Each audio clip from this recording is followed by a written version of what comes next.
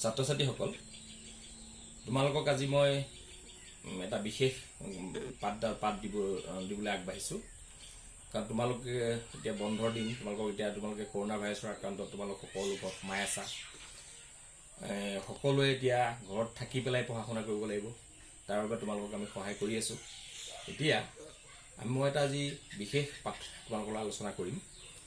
আলোচনা কৰা বিষয়টো আচলতে তোমালোকে আগতে পাইছা নৱম শ্ৰেণীত পাইছা আৰু নৱম শ্ৰেণীত তোমালোকে কি পাইছিলা তাৰ বিষয়ে মই থুলমূল ধাৰণা এটা মই দিব বিচাৰিছোঁ তোমালোকে নৱম শ্ৰেণীত twice x plus 3y equal to 5 এনেকুৱা ধৰণৰ সমীকৰণ পাইছিলানে নিশ্চয় পাইছা এইবিলাক সমীকৰণ কি বুলি কৈছিল দুটা চলকযুক্ত ৰৈখিক সমীকৰণ কেলে ইয়াত চলক কেইটা আছে দুটা আছে এটা x এটা কি y এই দুটা চলকযুক্ত ৰৈখিক সমীকৰণৰ তোমালোকে লেখ অংকন কৰিছিলা ইয়াৰ সমাধান উলিয়াইছিলা আৰু ইয়াৰ সমাধান কি বাৰু ইয়াৰ সমাধান আছিলে কি অসীম তোমালোকে কেনেকুৱা ধৰণৰকে সমাধান উলিয়াইছিলা x ৰ মান তোমালোকে বহাইছিলা x ৰ মান 1 হলে y ইকুৱেল টু কি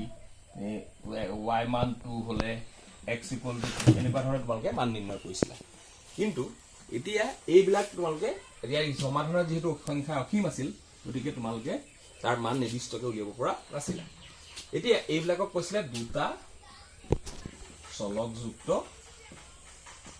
ৰৈখিক সমীকৰণ এইবিলাকক কি বুলি কৈছিল দুটা চলকযুক্ত ৰৈখিক সমীকৰণ আৰু ইয়াৰ প্ৰামাণিক ৰূপ হ'ল ax plus by plus c equal to কি 0 ইয়াৰ প্ৰামাণিক ৰূপ ax plus by plus c equal to 0 য'ত a, b একেলগে শূন্য নহয়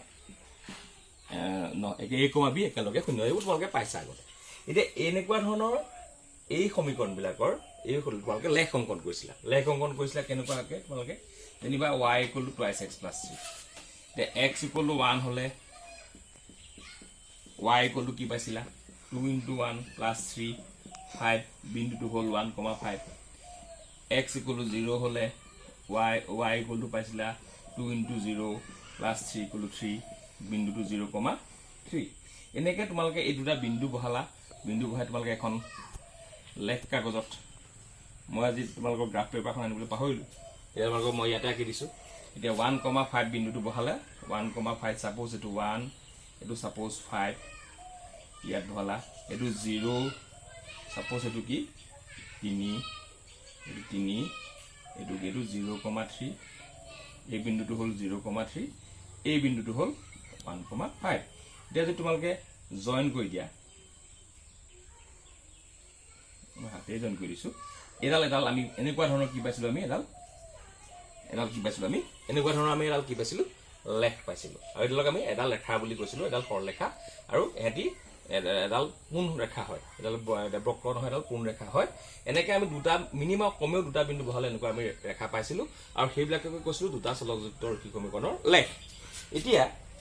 আমি এই দুটা চলক ইয়াৰ লগতে যদি বা আৰু এটা আমি সমীকৰণ লগাই দিওঁ যেনিবা y equal to twice x plus 3 টো আঁকিলোৱে তাৰ লগতে আমি twice x plus y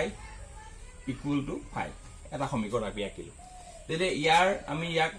y equal to 5 minus twice x কৰি ইয়াৰ পৰা আমি 5 বিন্দু পাম ইয়াৰ পৰা বিন্দু পাম এই ইয়াৰ পৰা পোৱা বিন্দুকেইটা আমি বিন্দু বহাম ইয়াৰ পৰা বিন্দু বহালে আমি একেখন গ্ৰাফ পেপাৰ একেখনেই হ'ব তাত যদি আমি দুডাল আঁকো ইয়াৰ পৰা আমি পোৱা বিন্দুকেইটা অলৰেডি আমি ইতিমধ্যে পালোঁ ইয়াত x ৰ মান 1 হ'লে y মান কি হ'ব 5 minus 2 into 1 3 হ'ব x ৰ মান 2 হ'লে y minus 5 into 2 into 2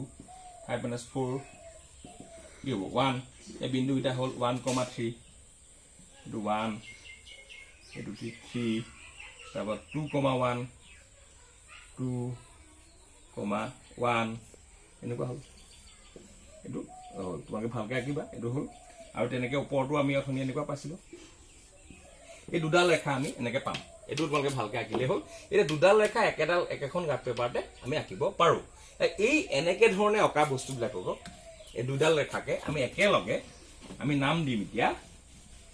দুটা চলকযুক্ত ৰৈখিক সমীকৰণৰ জোৰ দুটা সমীকৰণৰ কি জোৰ এতিয়া জোৰটো হ'ল ইয়াত a1x b1y c1 দুটা আমি নাম দিলো a2x b2y plus c2 equal to কি 0 এই দুটাক একেলগে কি বুলি কোৱা হয় দুটা জলযুক্ত ৰৈখিক সমীকৰণৰ জোৰ আৰু ইহঁতক আমি বেলেগ বেলেগকে আমি লেখ অংকন কৰিম আৰু এখন গ্ৰাফ পেপাৰটা আঁকিম তোমালোকে আজি এই মই কেইটামান দিছো এইকেইটা আজি আঁকি চাবা y equal to 2x plus 3x equal to 2y minus c একো বেলেগ চিন্তা কৰিব লাগে এইটো বেলেগকে এখন গ্ৰাফ পেপাৰটা আঁকিলে হ'ল 4x plus y equal to 5 3x minus y equal to 9 এই দুটা তোমালোকে গ্ৰাফ পেপাৰত আঁকি মোক দেখাবা আৰু মই পিছত পাছলে ইয়াৰ পাছত যাম